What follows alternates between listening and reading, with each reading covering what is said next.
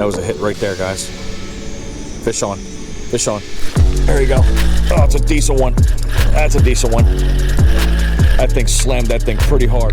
What's going on, guys? It's your boy Dan right back at you again with another episode of 302 Fishing.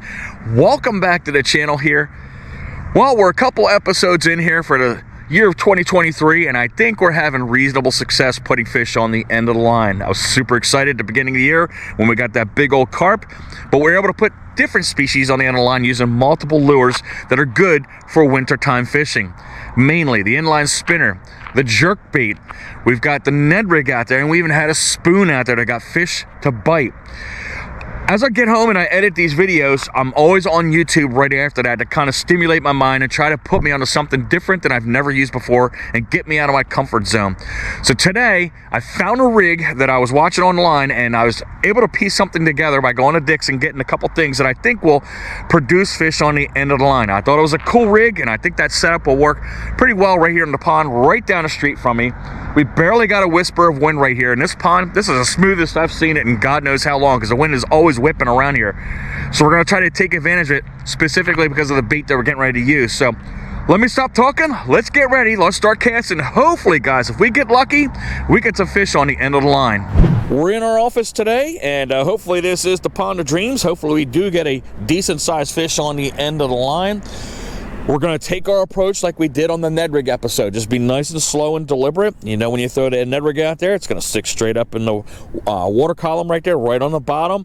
And you're jigging it across, and it's always going to stay in this kind of a position right here, and it's going to waver around. However, the bait that we're going to use right now is going to be a minnow style bait. And we want to keep that bait in an angle.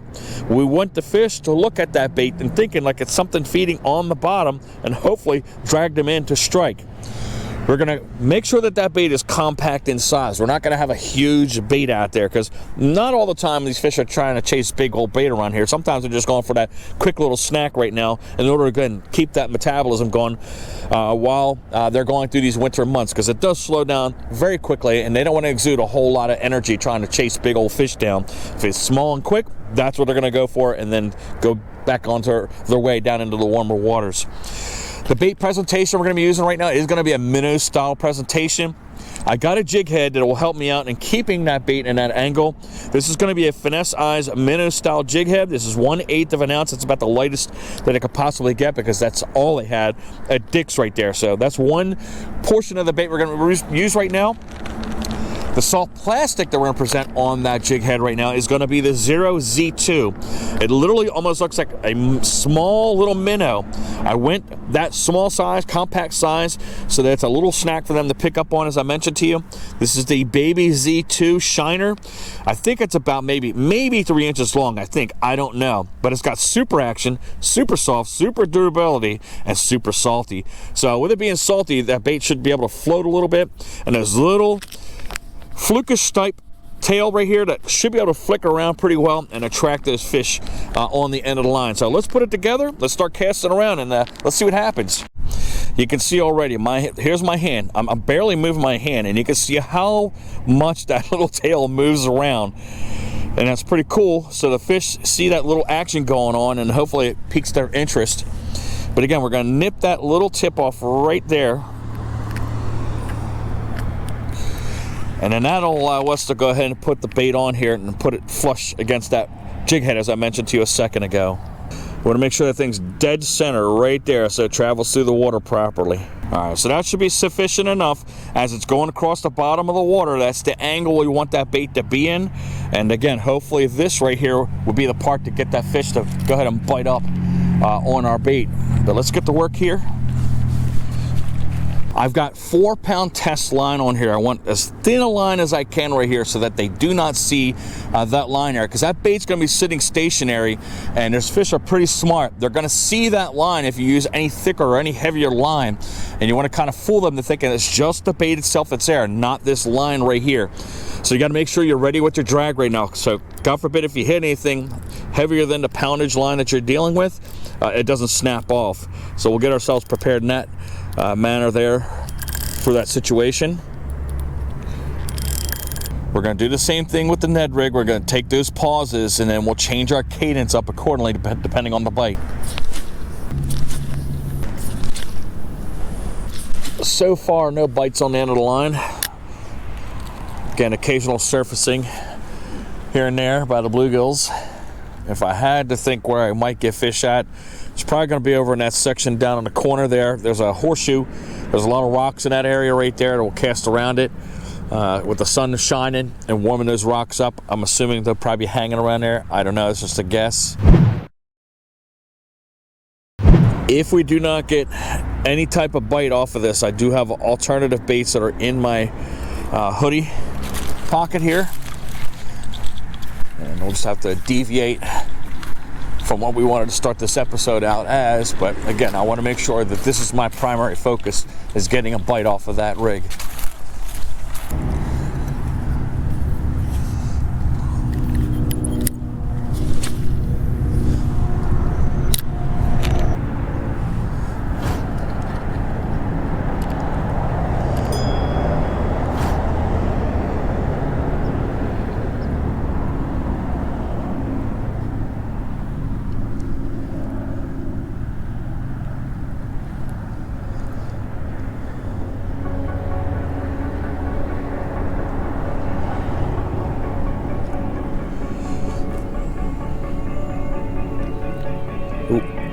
That was a hit right there, guys.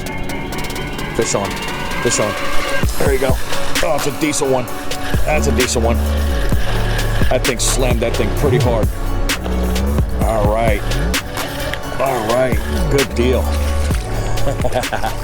Just where I predicted. Look at the crazy spots on this fish, guys. Look at this thing. That thing looks like a Dalmatian. Look at the other side.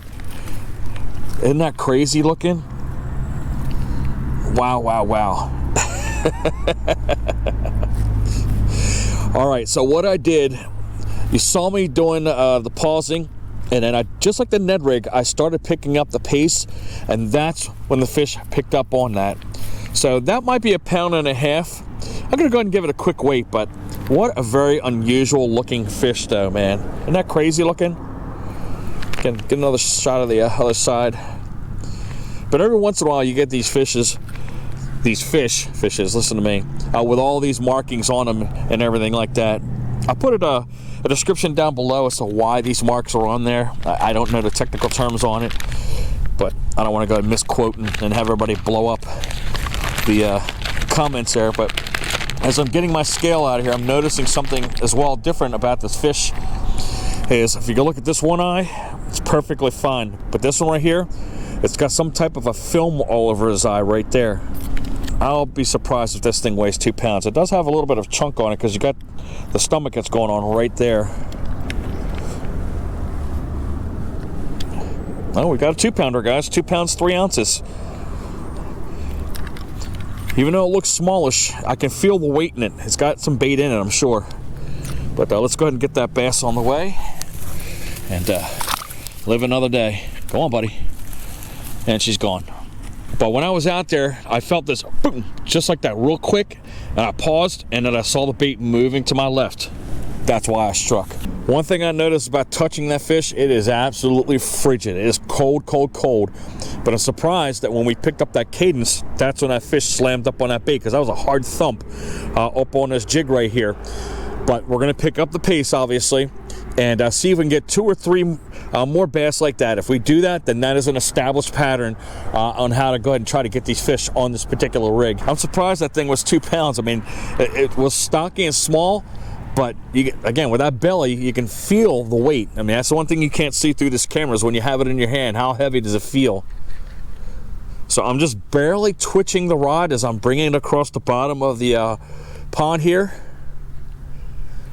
And we're going to try to see if we can get another reaction like that.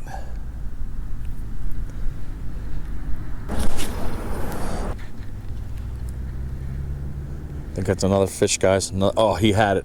He picked it up and dropped it. That was definitely a fish.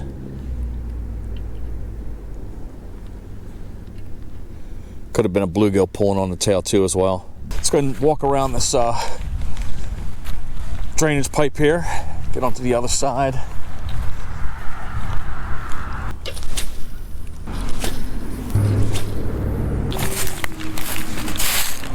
All right, keep walking along the shoreline here.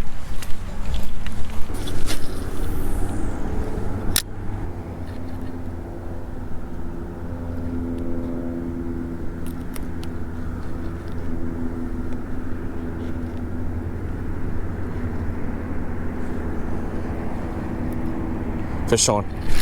There you go. There's another one. Decent one, guys. Another little dink. All right. There you go. That thing hit us so hard, immediately just shot off to the right-hand side.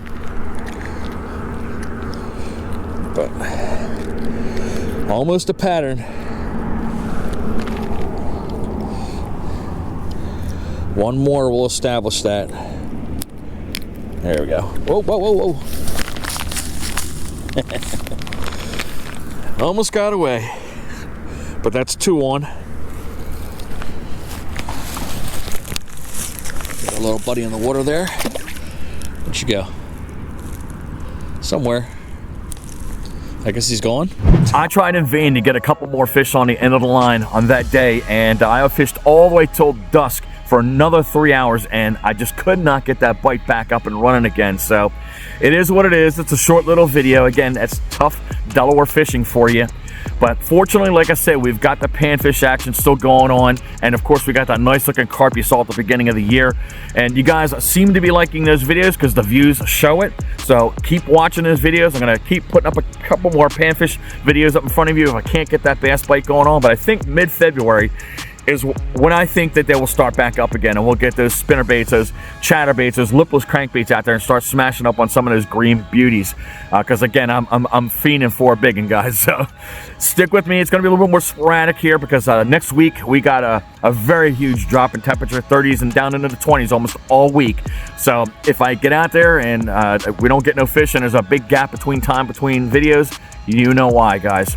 So hopefully you guys enjoyed that video. If you did, give me a thumbs up, smash that subscribe button, click that notification bell to be informed of all of our future episodes. Guys, if you have any comments, drop it down below. Thank you for sticking with me and sticking through this winter, and I hope to see you next weekend. Fingers crossed.